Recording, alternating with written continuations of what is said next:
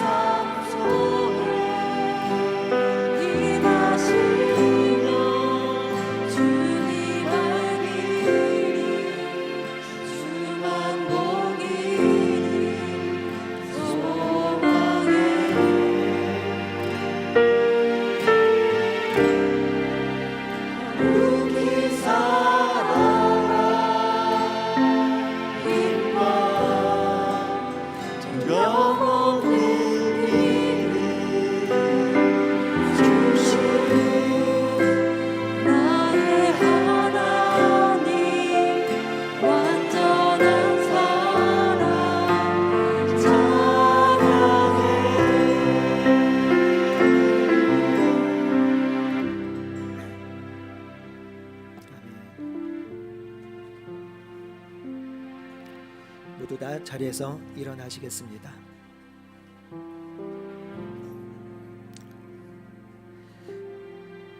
아버지께 참되게 예배하는 자들은 영과 진리로 예배할 때가 오나니 곧 이때라. 아버지께서는 자기에게 이렇게 예배하는 자들을 찾으시느니라. 하나님은 영이시니 예배하는 자가 영과 진리로 예배할지니라. 우리 모두 이 시간 살아계신 하나님께 영과 진리로 예배합시다. 우리 예배를 받아주시고 우리에게 하나님의 은혜 내려주시길 소망하며 기도하며 하나님 앞에 나아갑니다.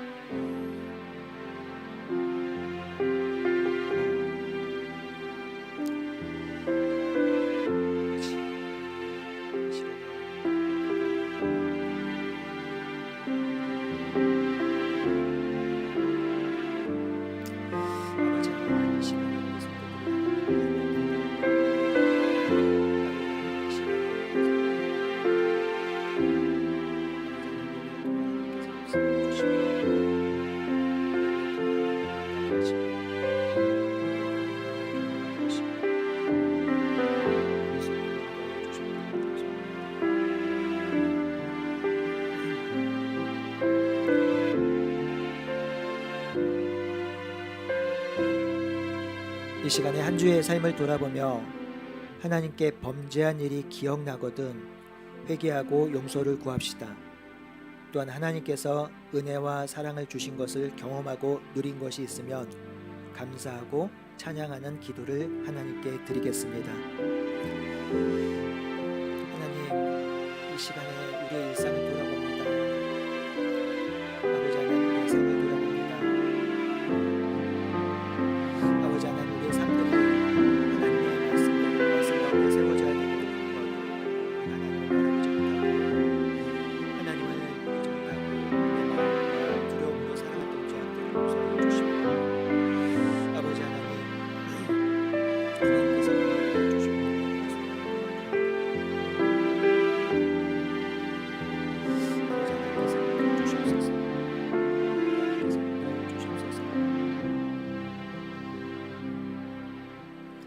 하나님, 주의 백성들이 함께 모여 살아계신 하나님을 예배합니다. 영과 진리로 드리는 우리의 예배를 받아 주시옵소서. 하나님을 만나고 하나님과 교제하는 시간 되게 하여 주시옵소서. 우리가 하나님을 예배할 때 우리의 마음이 위로 얻게 하여 주시고 삶의 소망을 갖게 하여 주시고 하나님의 말씀대로 거룩한 삶을 살아갈 수 있는 담대한 믿음을 허락하여 주시옵소서. 예수님의 이름으로 기도드립니다. 아멘. 찬송가 1장 2번 찬양하겠습니다.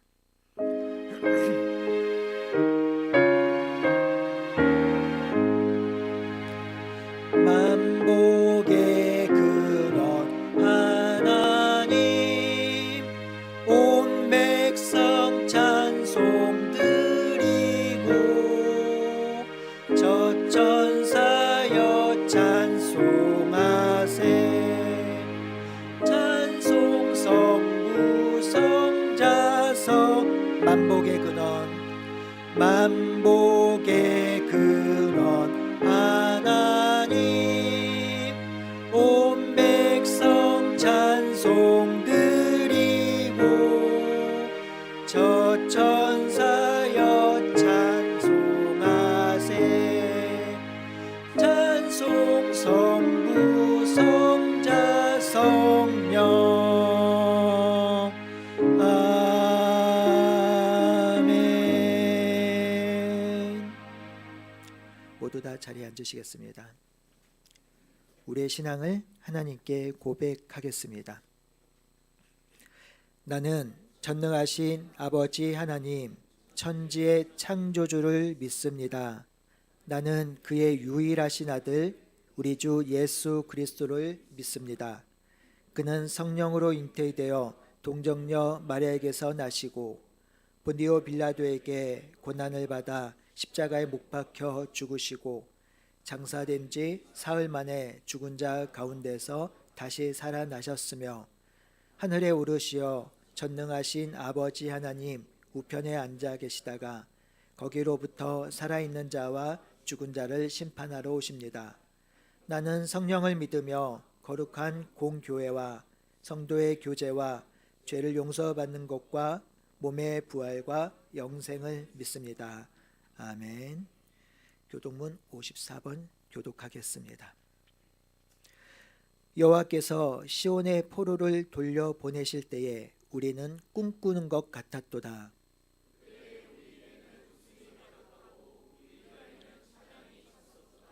그때에 문 나라 가운데에서 말하기를 여호와께서 그들을 위하여 큰 일을 행하셨다 하였도다.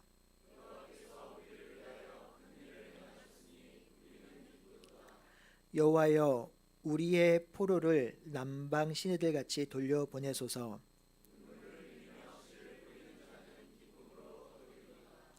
울며 씨를 뿌리러 나가는 자는 반드시 기쁨으로 그 곡식단을 가지고 돌아오리로다. 아멘.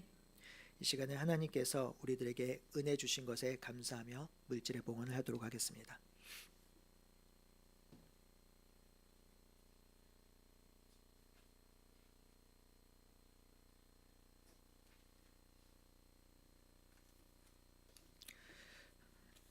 민정숙 권사님 범사에 감사합니다. 감사하셨습니다.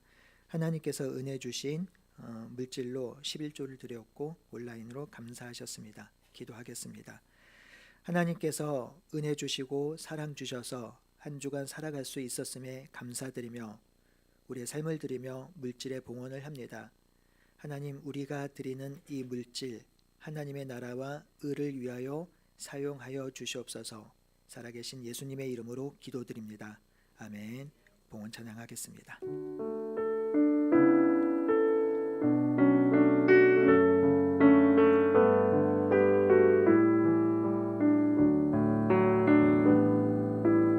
내게 있는 향유옥합 주께 가져와 그 발 위에 입 맞추고 깨뜨립니다. 나를 위해 험한 산길 오르신 그 발 걸음마다 그 신사랑 새겨놓은 우리의 손을 들고 찬양합니다. 내게 있는 양유옥합 주께 가져와 그 발 위에 입 맞추고 깨뜨립니다.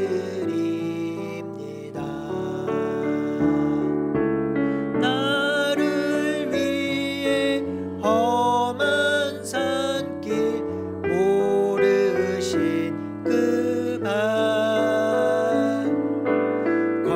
걸음마다 그 신사랑 새겨놓았네.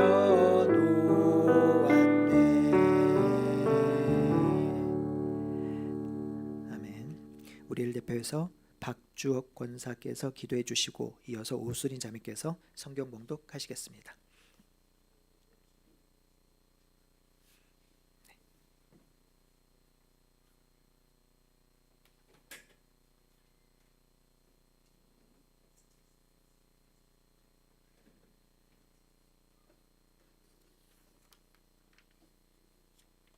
기도하시겠습니다. 사랑이 많으신 하나님 아버지, 우리를 너무나 사랑하셔서 사망에서 생명으로 어둠에서 빛으로 인도하신 아버지 참 감사합니다. 그 사랑이 넘쳐 죄 속에서 허덕이던 우리를 그 엄청난 고통의 십자가로 구속하시고 우리 삶의 길을 열어주셨습니다. 주님께서는 너희는 세상의 빛이라 빛의 자녀답게 살아라 명령하셨습니다.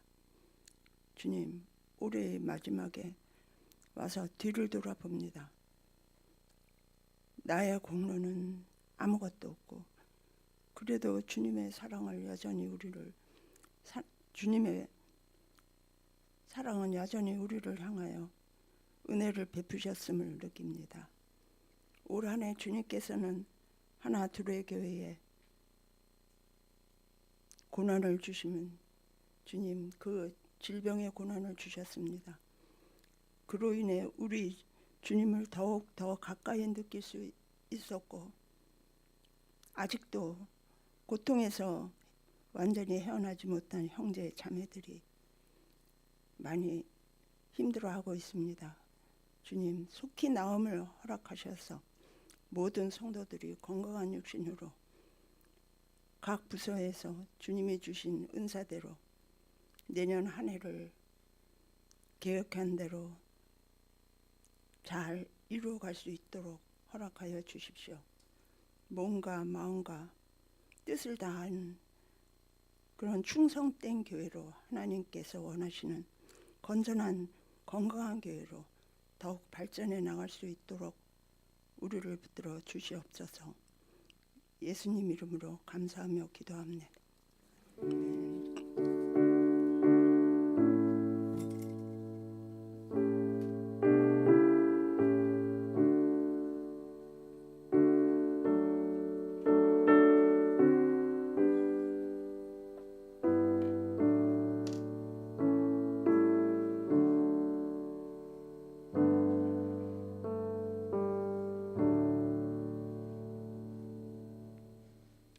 오늘 봉독할 말씀은 요한복음 17장 20절부터 26절 말씀입니다.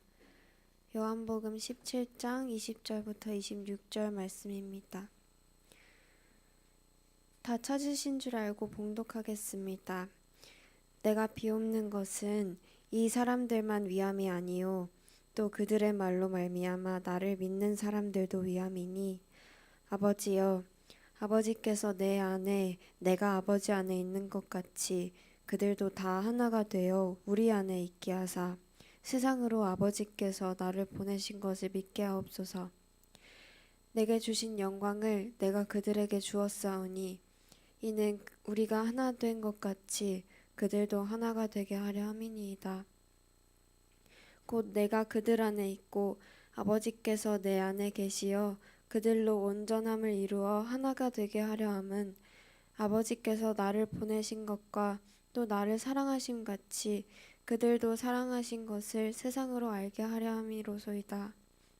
아버지여 내게 주신 자도 나 있는 곳에 나와 함께 있어 아버지께서 창세 전부터 나를 사랑하심으로 내게 주신 나의 영광을 그들로 보게 하시기를 원하옵나이다. 의로우신 아버지여 세상이 아버지를 알지 못하여도 나는 아버지를 알았사옵고 그들도 아버지께서 나를 보내신 줄 알았사옵나이다. 내가 아버지의 이름을 그들에게 알게 하였고 또 알게 하리니 이는 나를 사랑하신 사랑이 그들 안에 있고 나도 그들 안에 있게 하려 함이니이다. 아멘.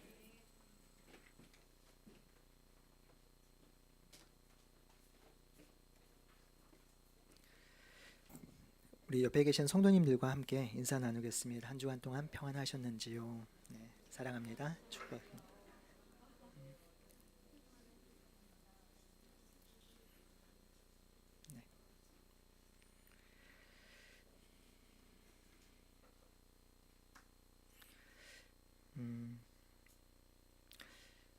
우리는 요한복음 17장 예수님께서 십자가에 달려 돌아가시기 전에 마지막으로 하셨던 기도를 살펴보고 있습니다. 이제 거의 막바지에 왔는데요. 이 예수님의 기도는 크게 세 단락으로 나눌 수 있습니다. 1절에서 5절은 예수님이 영광을 얻음으로 이 영광이 하나님의 뜻을 이루어 달라는 기도였고요. 그리고 6절에서 19절은 남겨진 제자들을 위한 중보 기도였습니다. 세 번째 단락은 우리가 읽은 본문인데 이 땅의 성도들을 위한 중보 기도입니다. 세 번째 이 중보 기도를 오늘과 다음번에 한번 살펴보도록 하겠습니다. 예수님이 중보 기도하는 대상은 20절에 나옵니다. 우리 한번 20절을 읽어볼까요? 시작. 내가 비옵는 것은 이 사람들만 위함이 아니요 또 그들의 말로 말미암아 나를 믿는 사람들도 위함입니다 라고 기록되어 있죠. 이 표현은 지금 예수님께서 남겨진 제자들만을 위해서 기도하시는 것이 아니라 제자들이 또 다른 제자들을 세울 텐데 그 제자들을 위해서 기도하고 있습니다. 그러니까 제자들의 제자들, 제자들의 제자들, 오고 오는 시대 속에서의 제자들, 결국 제자들의 제자들 계속 이어가면 누구까지 오게 될까요? 그렇죠. 우리까지 오게 되겠죠. 그래서 이 기도는 우리까지 오게 되는 우리를 위한 기도라고 할 수 있습니다. 교회를 위한 기도, 성도를 위한 기도, 제자들을 통해서 하나님의 말씀, 복음을 믿게 된 그 제자들을 위한 기도라고 이해하시면 좋겠습니다. 오고 오는 세대들, 성도들을 위해서 우리 주님께서 무슨 기도를 하셨을까요? 그리 어렵지 않게 찾아볼 수 있는데 예수님께서 반복적으로 하시고 있는 말씀이 있습니다. 21절 상반절을 한번 읽어볼까요? 아버지여, 아버지께서 내 안에 내가 아버지 안에 있는 것 같이 그들도 하나가 되어 우리 안에 있게 하사. 여기 그리고 22절도 똑같이 읽어보겠습니다. 내게 주신 영을 그들에게 주었사오니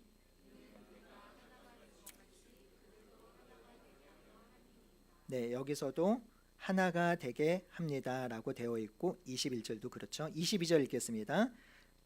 시작. 23절입니다. 23절 앞부분을 읽겠습니다. 곧 내가 그들 안에 있고 아버지께서 내 안에 계셔 그들로 온전함을 이루어 하나가 되게 하려 함은. 23절에도 뭐가 반복해서 나오고 있죠? 하나가 되게 하려 함은. 예수님께서 반복적으로 기도하고 있는 것은 하나가 되게 하는 것입니다. 성도가 하나가 되고 하나로 살게 하는 것을 위해서 기도하고 있습니다. 이 내용 자체만 보면 예수님의 기도가 그렇게 어렵지는 않아요. 예수님께서 오고 오는 세대 속의 제자들이 하나로 살고 하나가 되어 살고 하나를 이루는 것, 이것이 예수님께서 하셨던 기도겠구나라고 우리는 이해할 수 있겠습니다. 그런데요, 우리는 여기서 질문 한 가지를 던져야 되겠죠. 이 하나 된다라는 것이 어떤 의미를 가지고 있으며 이것이 얼마나 중요한 의미이길래 21절, 22절, 23절에 반복적으로 말씀하시고 사실은 제자를 위한 기도에서도 하나됨이 강조되었었죠.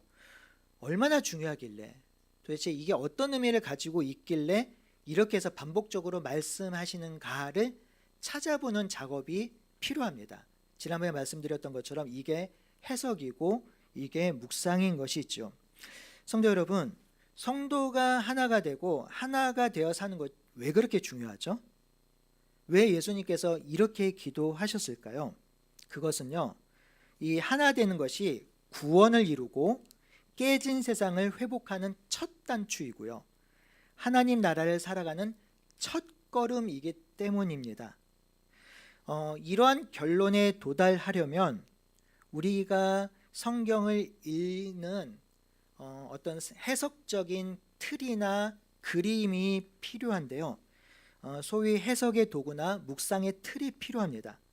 저는 이 묵상의 틀과 해석의 틀과 묵상의 도구를 가지고 성경을 읽다 보니 이 하나됨의 의미를 좀 더 깊이 있게 이해할 수 있었습니다. 성도들 모두 나름대로의 성경을 읽는 해석과 틀이 있습니다. 어떤 경우에는 기복적 관점으로 성경을 읽고 해석을 하는데요, 이것도 하나의 틀입니다.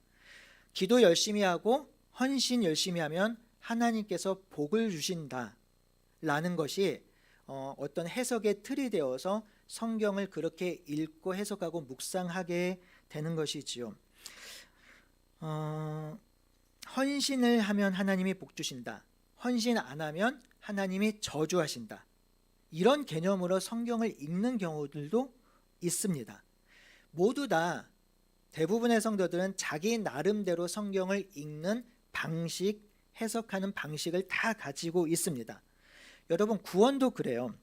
구원이 무엇인가 물으면요, 일반적으로 내가 지금 예수님 믿어서 천국 가는 것이라고 이해를 하지요. 이것이 틀린 대답은 아닌데 부분적인 대답이 되는 것이지요. 구원을 이렇게 이해하는 것은요, 성경에서 구원을 이렇게 이해하고 해석했기 때문에 나오는 결과물인 것이죠. 구원을 이렇게만 이해를 하면 성경에서 말하는 구원을 다 설명하지 못하지요. 구원은 죽어서 천국 가는 정도로 끝나지 않는다는 것을 우리는 모두 다 알고 있습니다. 구원은요, 죽은 후 다음 세상을 가는 것만을 의미하지 않습니다. 분명하게 성경에서 말하고 있는 구원은 이 땅에서 구원을 얻고요, 그리고 이 땅에서 구원의 삶을 사는 것을 의미하고 있습니다. 그렇게 성경에서 말하고 있는 구원은 죄로 말미암아 깨진 세상을 회복하는 하나님의 역사이고요, 또한 이 땅에 도래한 하나님의 나라를 살며 이 땅에 다시 임할 하나님의 나라를 기다리는 삶이 바로 구원인 것입니다. 이것을 조금 더 풀어서 설명을 하면, 하나님이 만드신 에덴의 동산은 기쁨의 땅이었습니다. 모든 관계가 조화로웠습니다. 하나님과 인간의 관계, 인간과 인간의 관계, 인간과 세상, 피조물의 관계가 모두 조화로웠습니다. 화목했습니다. 이것을 샬롬이라고 하지요. 이 샬롬의 상태가 에덴 동산의 상태였습니다. 실제로 그런 에덴이 있었습니다. 그런데요, 인간이 선악과를 먹게 되죠. 이 선악과가 가지고 있는 의미가 선과 악을 구별할 수 있는 과일이라는 의미잖아요. 그러니까 선과 악을 누가 구별하게 되냐면, 하나님께서 구별하시는 것이 아니라, 정의하시는 것이 아니라 누가 정의하는 거죠? 인간이 정의하게 되는 거죠. 선악과를 먹음으로 하나님의 영역을 인간이 침범하게 되는 것입니다. 하나님이 왕이시고 하나님이 주인 되셔야 되는데 그것들을 뒤집어 엎는 것이죠. 그래서 하나님과 인간 사이의 관계가 깨졌고요, 그래서 인간과 인간 사이의 관계가 깨졌고, 인간과 세상 사이의 관계가 모두 다 깨졌습니다. 이 모든 관계가 깨어지니 이 땅이 고통받고 신음하고 있는 것이지요. 하나님께서는 이 관계를 회복하길 원하십니다. 깨진 세상이 회복되길 원하십니다. 바로잡기를 원하십니다. 그걸 그대로 두면 하나님의 능력이 사탄에게 지는 거잖아요. 그렇기 때문에 하나님은 이 일을 원하셨습니다. 하지만 인간은 이 일을 할 수 없죠. 이미 하나님을 등지고 돌아섰기 때문에 이 사명을 감당할 수 없습니다. 그렇게 하나님께서는 예수님을 이 땅에 보내오셔서 이 땅을 회복하기로 결정하셨습니다. 그래서 예수님께서 이 땅에 오심으로 자신을 대속의 죽음으로 우리에게 주심으로 이 땅의 관계를 회복하기를 원하셨습니다. 그래서 예수님께서 대속적 죽음으로 말미암아 하나님과 인간의 관계가 회복되었습니다. 우리가 그것을 경험하고 있는 현장이 바로 이 예배 현장이에요. 이 예배 가운데서 구약 같으면 제사를 드려서 하나님 앞에 나아가야 할 터인데 우리는 그럴 필요가 없죠. 예수 그리스도를 통해서 하나님과 우리 사이의 관계가 회복되었으니 그리스도를 의지하여 지금 바로 하나님을 만나고 경험할 수 있습니다. 이것이 우리가 경험하게 되어지는 놀라운 은혜인 것이죠. 뿐만 아닙니다. 하나님과 인간 사이의 관계가 회복되었으니 그 다음에 어떤 관계가 회복되는 거죠? 인간과 인간 사이의 관계가 회복되어야 합니다. 이 회복되어지는 삶을 살라고 우리를 부르신 것이기도 하고요. 인간과 인간 사이의 관계가 회복되면서 더 나아가서 인간과 피조물의 관계도 회복되는 것입니다. 그래서 하나님과 관계가 회복되어진 새로운 피조물들은요, 이 피조 세계를 함부로 다루지 않아요. 관계가 회복되었기 때문에 그것들을 다스리고 보존하게 되는 것이죠. 그래서 이 관계가 회복되는 것, 이것이 하나님의 나라 안에서 이루어져야 되는 것이고요. 이 모든 과정을 구원이라고 할 수 있습니다. 이것을 구원의 역사라고 할 수 있습니다. 그러니 구원은요, 관계가 회복되는 것이고요. 구원을 누리는 삶은 관계가 회복된 삶을 누리는 것입니다. 이런 관점으로 저는 성경을 봐요. 제가 성경을 해석하고 공부하는 관점은 이 관점입니다. 이런 관점에서, 이 관점에서 첫 번째로요, 하나됨이 구원을 이루고 깨진 세상을 회복하는 첫 단추이고 하나님 나라를 살아가는 첫걸음인지를 살펴보도록 하겠습니다. 여러분, 예수님이 하나됨을 위해서 기도하실 때 덧붙여서 기도하신 것이 있어요. 그냥 하나 되게 해주십시오라고 기도만 한 것이 아니었습니다. 21절에 보면 이렇게 기록하고 있죠. 아버지여, 내 안에 내가 아버지 안에 있는 것 같이라고 하고 있죠. 그것처럼 하나 되게 해달라고 하고 있습니다. 아버지는 하나님이고 여기서 나는 누구예요? 예수님이죠. 아버지가 내 안에 있고 내가 아버지 안에 있는 것처럼 하나 되게 해달라고 해요. 이해되시죠? 그냥 하나 되게 해달라고 하는 것이 아니라 어떻게, 어떤 모양으로? 하나님이 내 안에 있고 내가 하나님 안에 있는 것처럼 하나 되게 해달라고 합니다. 22절도 그렇게 기록되어 있습니다. 우리가 하나 된 것 같이, 하나 된 것이 그들도 하나 되게 해주십시오라고 22절 중반절에 기록되고 있습니다.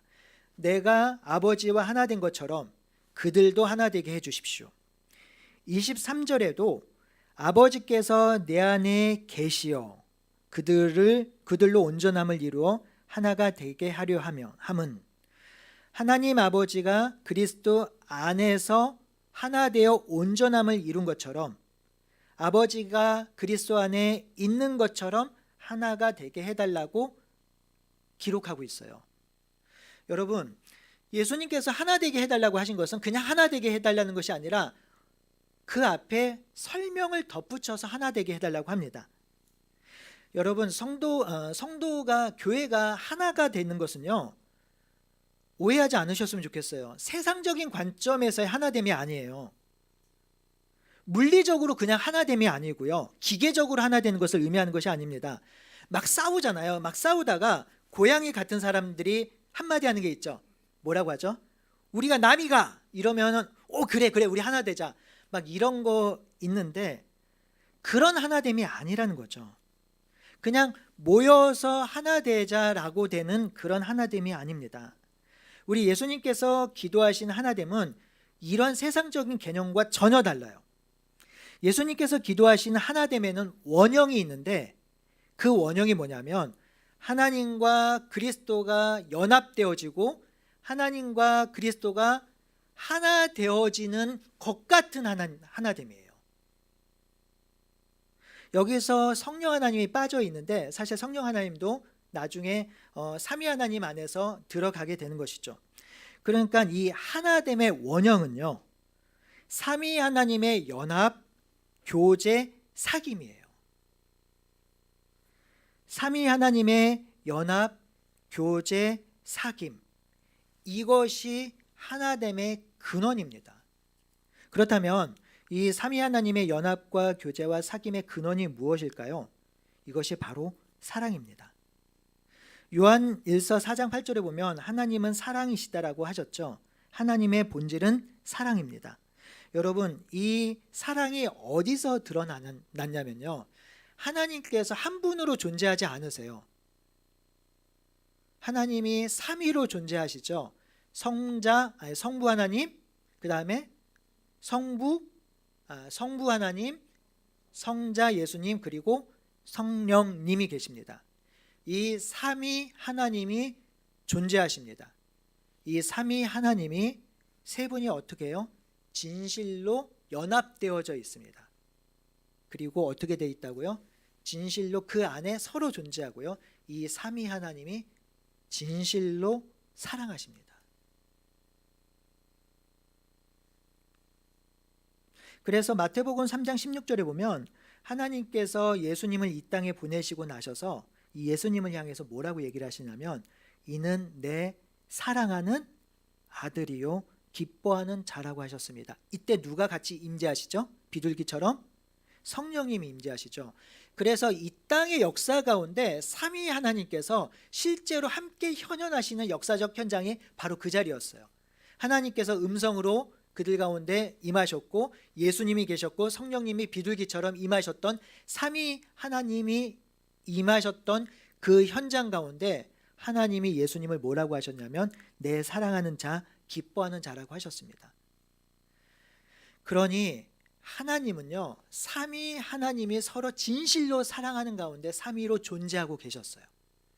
그 사랑이 흘러넘쳐서 무엇을 하신 거냐면 온 세상을 창조하신 거예요. 그 삼위 하나님의 사랑이 흘러넘쳐서 인간을 창조하셨고요.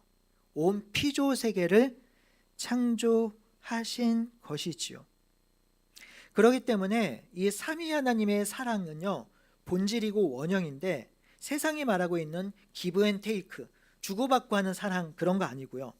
내가 원하는 것을 얻기 위한 사랑도 아닙니다. 세상에서 말하는 그런 사랑이 아니에요. 삼위 하나님께서 사랑하신 것이 이 사랑의 원형이고 본질인데요, 그것들을 단적으로 보여주는 사랑이 바로 자기를 내어주는 사랑이에요. 우리가 이 사랑을 이해할 수 없기 때문에 하나님께서 그 사랑을 우리 역사 가운데 보여주셨잖아요. 그것이 바로 자기를 내어주는 사랑이셨습니다. 하나님께서 자기의 사랑하는 독생자 아들을 이 땅 가운데 보내어 주셔서 그 아들을 희생시킴으로 자기의 사랑을 완성하시고 확증하셨습니다. 이게 로마서 앞부분에 나오는 이야기죠. 그냥 사랑이 아니라, 자기를 내어주는 그냥 사랑이 아니라 뭐에게까지 내어준 사랑이죠? 원수까지 내어준 사랑이셨어요.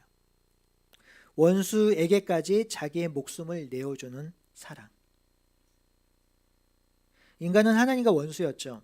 하나님을 대적했습니다. 그럼에도 그 원수된 인간을 구원하기 위해서 예수님이 이 땅에 오셔서 자기 자신을 대속물로 주셨습니다.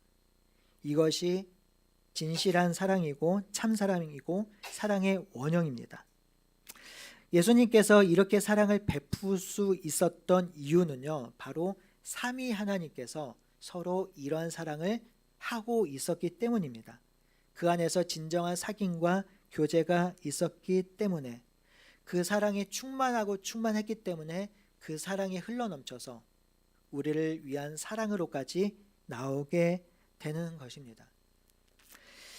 그렇다면 다시 예수님의 기도로 돌아와 볼까요? 지금 예수님께서 앞으로 믿게 될 성도들에게 하나 되게 해달라고 기도하고 있는데요, 이 하나됨의 원형, 하나됨의 본질, 표본, 모양이 뭐라고요? 삼위 하나님의 교제, 섬김, 사랑이에요. 이 삼위 하나님의 교제와 섬김과 사랑으로 살아가는 삶이 하나 되는 겁니다. 우리가 나이가 그런 개념의 사랑이 아니고요, 싸우지 않고 다투지 않고 분열되는 정도의 사랑이 아니고요, 예수님이 기도하셨던 하나됨은 바로 하나님이 예수님 안에, 예수님이 하나님 안에 있었던 그 연합된 사랑, 그리고 그 안에서 있었던 진실한 교제와 섬김, 그것처럼 하나 되게 해달라고 기도하고 있는 것이죠. 그 사랑이 우리 안에, 공동체 안에 차고 넘칠 수 있도록, 삼위 하나님이 사랑하셨던 그 사랑이 교회 안에 넘칠 수 있도록 기도하고 있는 것입니다. 그래서 제가 서두에 하나됨이 왜 구원을 이루고 깨진 세상을 회복하는 첫 단추라고, 그리고 하나님 나라를 살아가는 첫걸음인지 이해가 잘 되시죠? 하나님과의 관계가 깨짐으로 인간과 인간 사이의 관계가 깨졌다고 말씀드렸습니다. 그래서 서로 분열하고 빼앗고 싸우고 심지어 죽이기도 합니다. 하나님과의 관계가 깨어짐으로 인간과 인간 사이의 관계가 이렇게 되었잖아요. 그런데 반대로 생각한다면 하나님과의 관계가 회복되어짐으로, 즉 예수님을 구주로 믿고 새로운 피조물 되고 하나님 백성이 되면 어디부터 회복이 시작이 되는 거예요? 나와 지체 사이에 깨어졌던 그 관계부터 회복이 되는 거죠. 이 관계가 회복이 되는 거죠. 하나님과 인간과의 관계, 인간과 인간과의 관계, 인간과 피조물의 관계가 깨어진 게 회복이 되려면 예수님, 인간과 인간과의 관계가 회복이 되는 그것들이 출발점이 돼야 되는 것입니다. 이 관계의 회복을 하나됨이라고 표현하셨고요. 그러니 하나됨의 원형, 방향성, 근원, 목표는요, 삼위 하나님이 서로 하나 되고 연합하는 그러한 사랑입니다. 삼위 하나님이 서로 연합하고 사귀고 교제하고 사랑하신 것처럼 그의 백성과 그의 제자들이 하나됨을 이루어야 하는 것입니다. 이것이 예수님께서 기도하신 하나됨의 근원이지요. 사랑하는 성도 여러분, 우리 주님은 우리가 하나 되어 살기를 원하셨습니다. 사실 하나가 되었고요. 그 하나됨의 원형은 삼위 하나님과의 교제와 사귐과 사랑입니다. 예수님은 그의 공동체가, 그의 교회가, 그의 성도가 이렇게 살길 바라시고 기도하고 기대하셨던 것이죠. 이것이 바로 예수님의 소망이셨습니다. 예수님의 꿈입니다. 그러니 우리 사랑하는 하나 둘의 교회 성도들이 우리가 삼위 하나님이 서로 연합하고 서로 사랑하신 것과 같이 우리도 우리의 공동체의 지체를 위해서 동일하게 기도하고 진실되게 사랑하기를 소원합니다. 더 깊은 교제로 나아가길 소원합니다. 더 깊은 사귐으로 나아갑니다. 여러분, 제 소임은요, 이러한 공동체를 세우는 것입니다. 삼위 하나님이 서로 사랑하신 그 깊은 사랑이 세상의 사랑 아니고요, 삼위 하나님이 사랑하신 그 깊은 사랑이 우리 공동체 안에 내재하는 거예요. 그게 영적이고 신령한 공동체인 것이죠. 그래서 여러분들 자주 말씀드리는 게 묵상하십시오.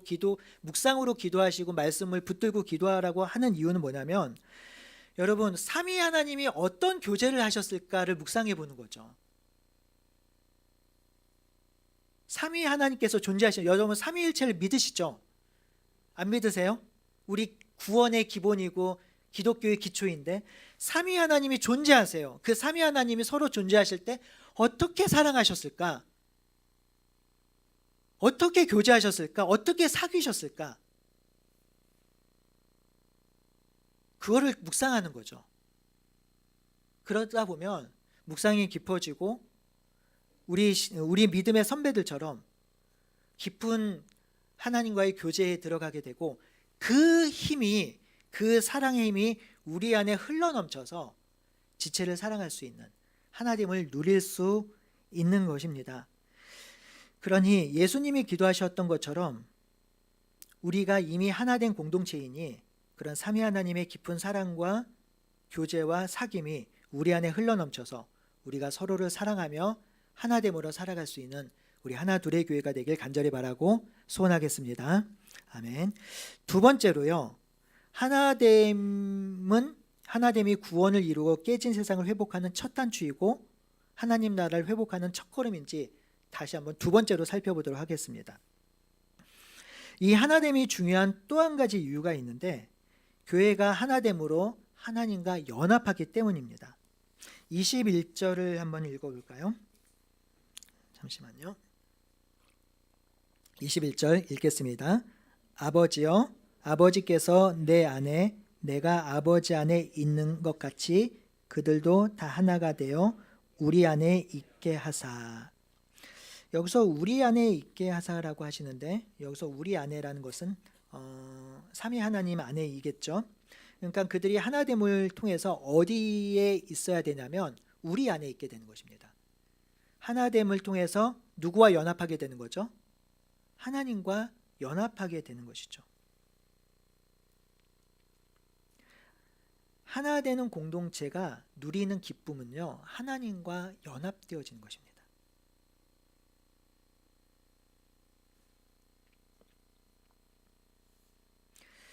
하나 되는 성도들이 누리는 풍성한 기쁨은 삼위 하나님 안에 연합되었기 때문에 누리는 기쁨들이 풍성해지는 것이죠.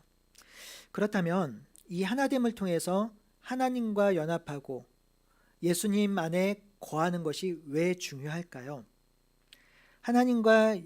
그것은 하나님과 연합하고 교제함을 통해서 내가 누구인지, 내가 어떤 존재인지, 그리고 내가 어떤 사명을 갖고 이 땅을 살아가야 하는지를 깨닫기 때문입니다. 이것이 정말 중요한 일이지요. 성도 여러분, 관계적인 측면에서 계속 설명을 드리고 있는데 인간이 하나님과의 관계가 깨지고 나서 생긴 심각한 두 가지의 문제가 있습니다. 첫 번째는요, 인간의 정체성을 상실한 것이고, 두 번째는 그 정체성을 상실했기 때문에 삶의 의미를 잊어버린 것입니다. 성경적 용어를 빌리자면 사명을 상실한 것이죠. 여러분, 한번 생각해 볼까요? 우리가 당면한 이 문제, 이 시대의 악함과 비극, 인간의 비참을 우리가 경험하고 있는데 그 이유가 뭘까요? 물론 여러 가지 이유를 제시할 수 있겠죠.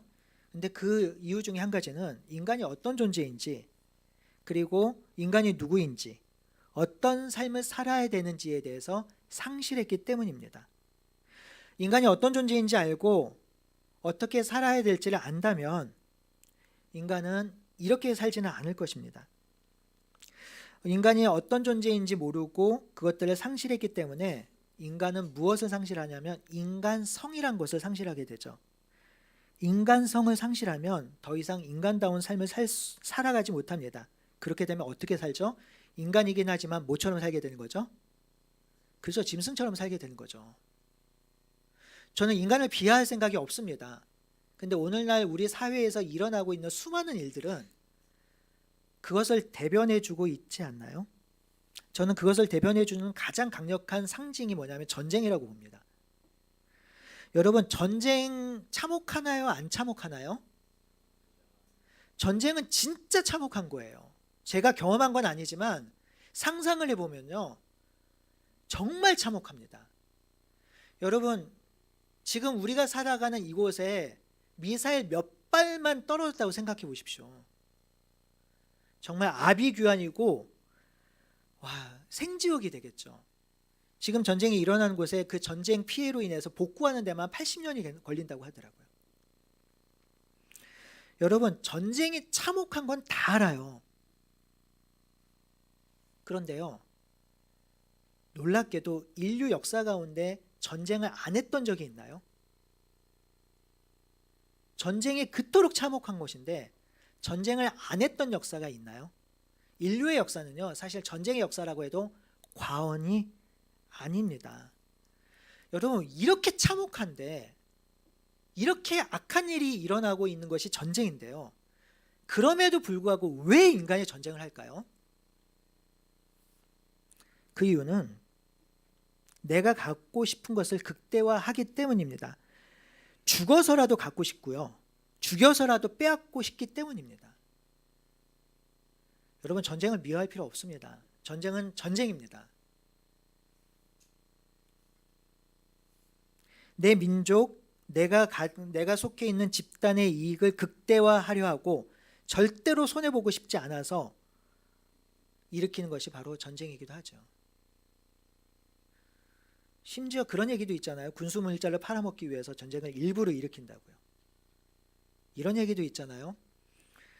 일본이 패망한 이후에 그들이 경제를 회복할 수 있었던 이유는 한국전쟁 때문이었다고요. 군수물자를 팔았기 때문에. 한국은 다른가요?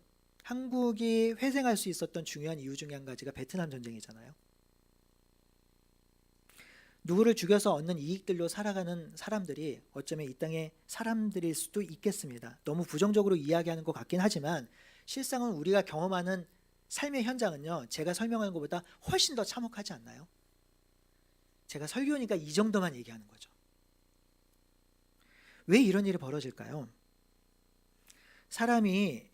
인간이 인간됨을 상실하면요, 짐승처럼 살게 됩니다. 내가 누구인지 알지 못하고 내가 어떤 존재인지 알지 못할 때 비극은 일어나게 되는 것이고요, 내가 어떤 존재인지 모르니까 삶의 의미를 상실하는 것이고, 삶의 의미를 상실하니 그냥 살아가는 것이죠. 오늘날 젊은 친구들이 많은 사람들이 삶의 의미를 상실하고 살아가잖아요. 그렇기 때문에 내가 원하는 욕망대로 살아가는 것이지요. 그래서 생각이 있고 의식이 있는 철학자들이나 선견자들이 이 문제를 안고 씨름하는 거죠.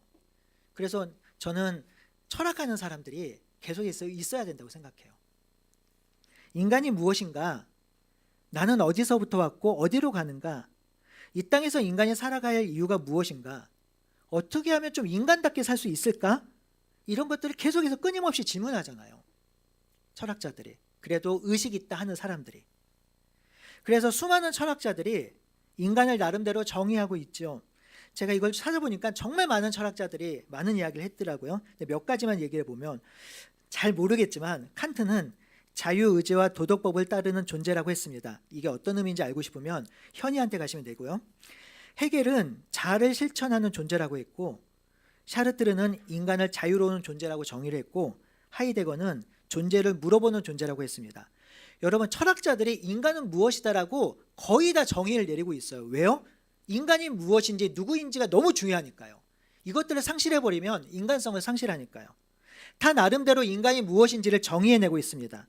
그렇다면 철학자들이나 선견자들이 말라는 것 말고 성경은 인간을 어떻게 보고 있나요? 성경에서 말하는 인간은 어떤 인간인가요? 성경은 인간을 어떻게 정체성을 규정하고 있나요? 성경은 인간을 하나님께서 창조한 존재로 보고 있습니다. 그리고 사랑에서 창조되어진 존재로 말하고 있고요. 그래서 하나님의 사명을 받은 존재로 인간을 이야기해주고 있습니다. 여러분, 이 세 가지가 모두 다 뭐와 연결이 되어 있죠? 하나님과 연결이 되어 있습니다. 하나님이 창조하신 존재, 하나님이 사랑하는 존재, 하나님의 사명을 받은 존재, 모두 다 뭐와 연결되어 있어요? 하나님과 연결되어 있죠. 그렇기 때문에 인간은요, 하나님을 떠나서 자기 삶의 의미를 찾을 수가 없어요. 하나님을 떠나서 내가 누구인지를 알 수가 없어요. 하나님을 떠나서 내가 어떤 삶을 살고 어떤 사명을 가져야 되는지를 알 수가 없습니다. 그런데요, 문제가 안타까운 게 뭐냐면, 아담과 하와가 범죄함으로 말미암아 하나님과 인간 사이의 관계가 깨어졌고, 인간과 인간 사이의 관계가 깨어졌고, 인간과 피조물 사이의 관계가 깨어졌으니, 하나님과 인간 사이의 관계가 깨어졌으니 하나님 앞에 나아가서 내가 누구인지를 알 방법이 없어진 거죠. 물어볼 사람이 없는 거예요. 물어볼 존재가 없는 거죠. 그렇기 때문에 인간은 저마다 자기가 정의한 대로 살아가는 거죠. 네, 자기가 정의한 대로 살아가지만 실상은 내 욕망과 탐욕대로 살아가는 것이죠. 인간이 진짜 무엇인지 누구인지 알지 못하기 때문에 자신의 삶의 의미를 상실하고 본능대로 살아가고 있는 것입니다. 이 본능대로 살아가기를 거부해서 인류가 그렇게 많이 교육을 했잖아요. 그렇게 많이 훈련시키고 그렇게 철학 교육을 시키고 그렇게 많이 공부시키고 했는데 그 인간이 일으킨 게 뭐죠? 1차, 2차, 양차 세계대전이에요. 그렇게 공부 많이 했는데, 그렇게 도덕교육을 많이 시켰는데.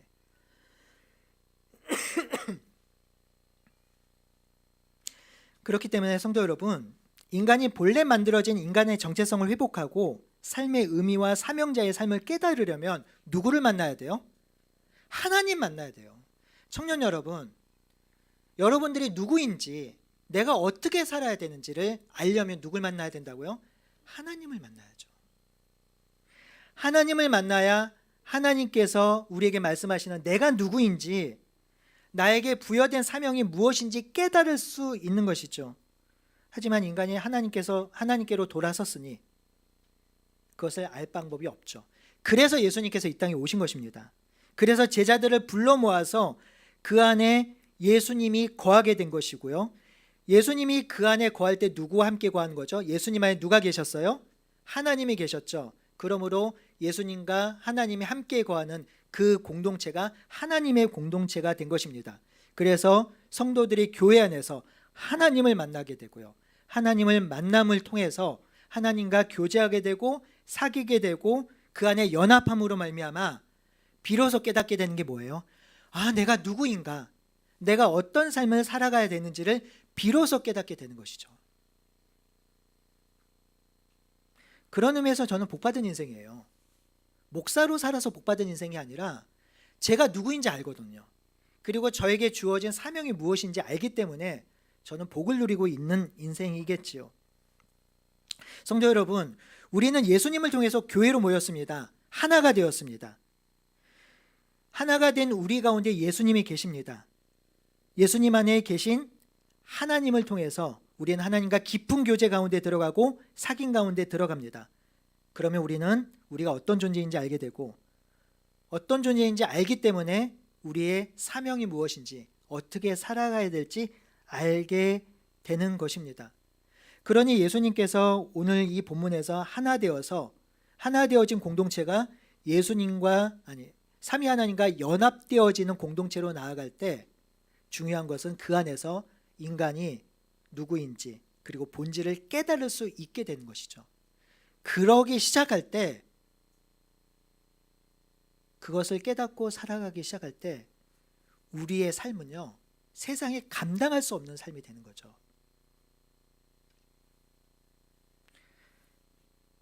이 땅에 많은 사람들이 신음하고 아파하는 이유가 뭐예요? 깊이 들여다보면 이 문제 아닌가요? 자기가 누구인지, 어디서 와서 어디로 가는지 알지 못하고 두려움과 외로움에 쌓여 살다가 낭망하고 슬퍼하는 것이죠. 그러다 보니까 따라쟁이 인생을 사는 거죠. 사탄을 따라 살고 세상을 따라 사는 인생을 살죠. 그렇게 따라 사는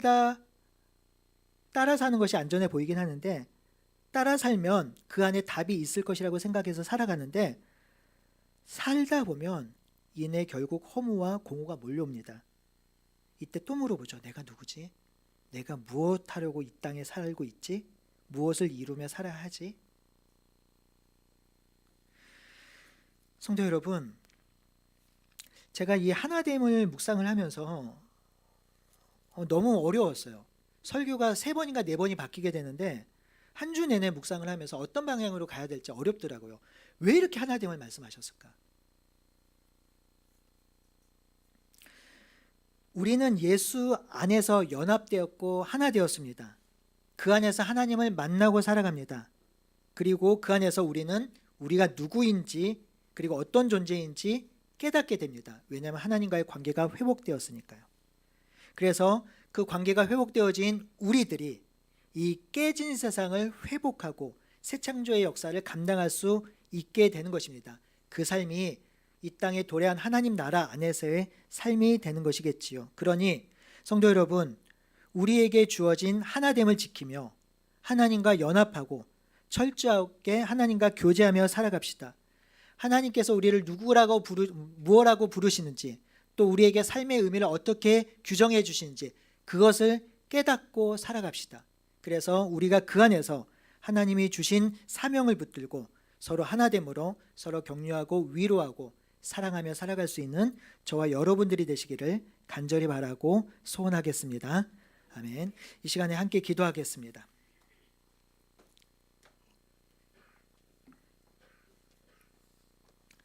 오늘 말씀을 생각하면서 2가지를 기도할 텐데요.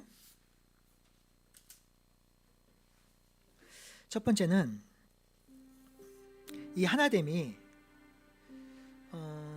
하나됨의 원형, 하나됨의 모습이 삼위 하나님이 서로 사랑하고 교제하고 연합되어진 거라고 말씀을 드렸습니다.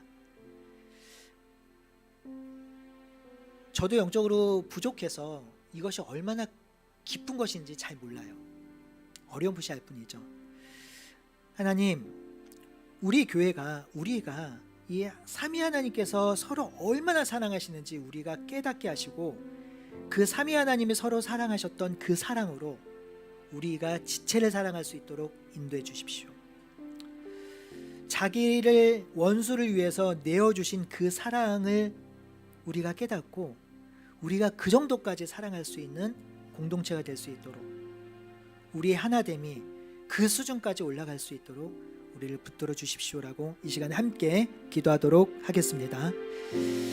하나님 아버지, 오늘 말씀을 통해서 우리 삼위 하나님이 연합하시고 함께하시고 교제하셨던 그 원형이, 그 모델이 하나님 안에 있게 하여 주셨기를 소원합니다. 아버지 하나님, 그 하나님을 우리가 알게 하여 주셨기를 소원합니다. 아버지 하나님, 그 삼위 하나님의 깊은 사귐과 그 하나님의 그 연합됨과 그 하나님의 교제함이 우리 안에 풍성하게 소원합니다. 우리가 사랑하는 사랑의 모델이 세상이 아닙니다.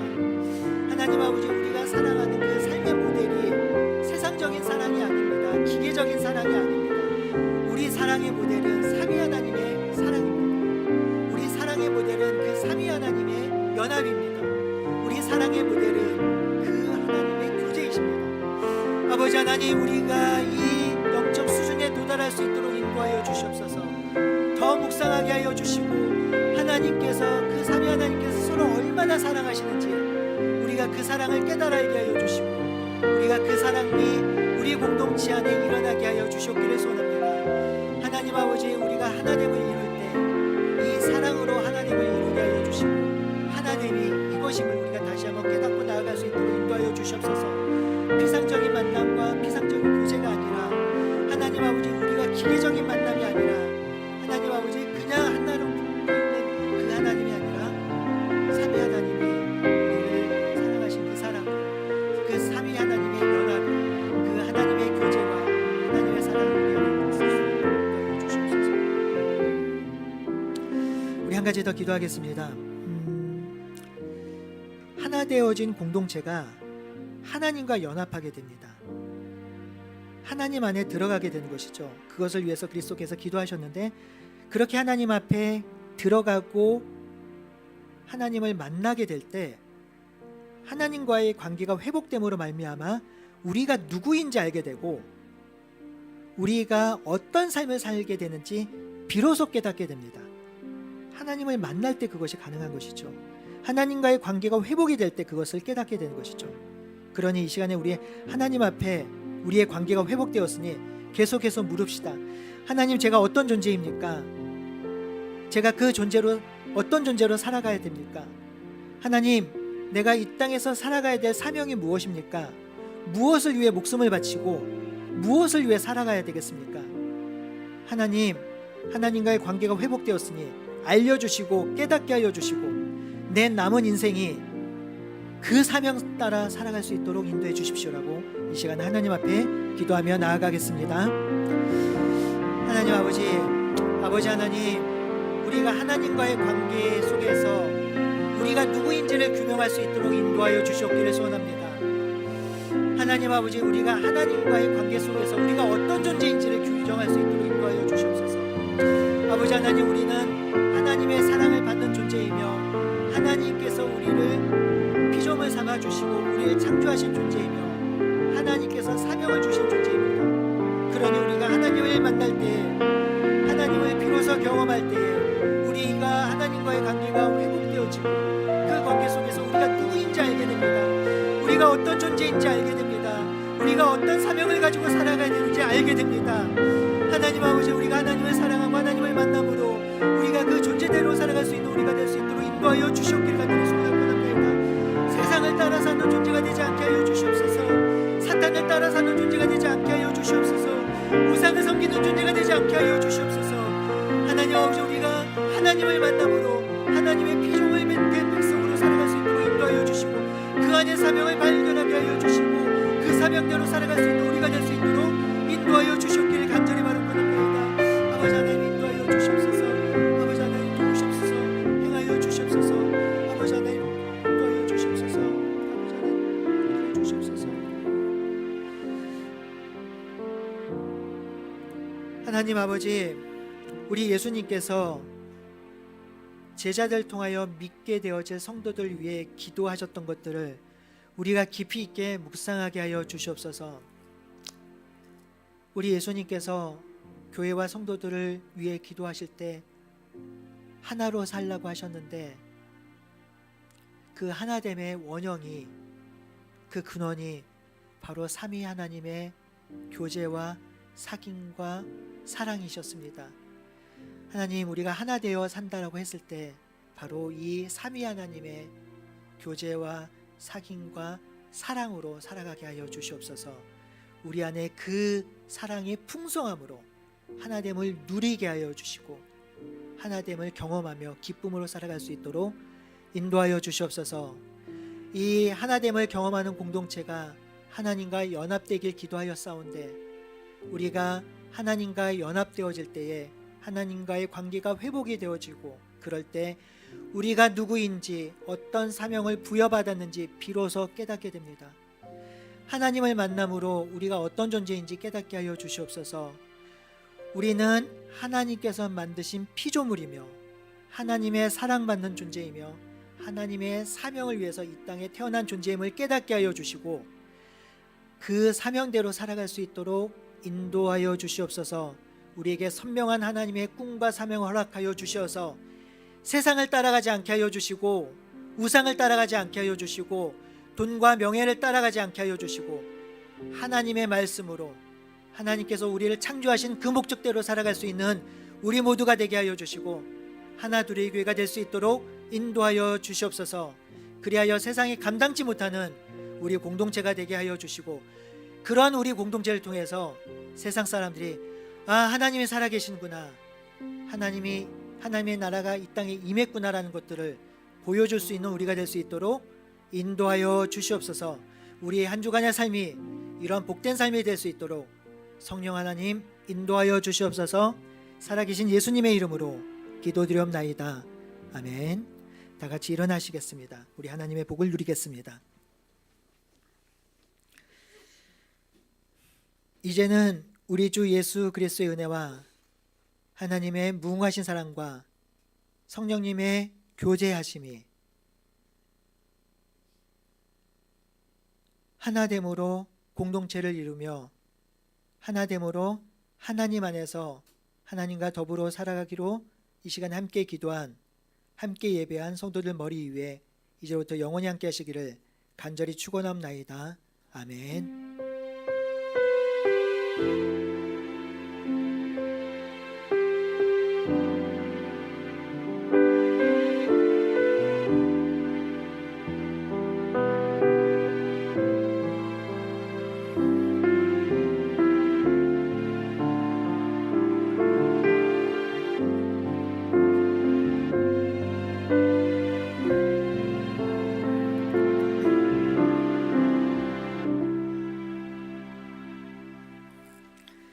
자리에 앉으시겠습니다.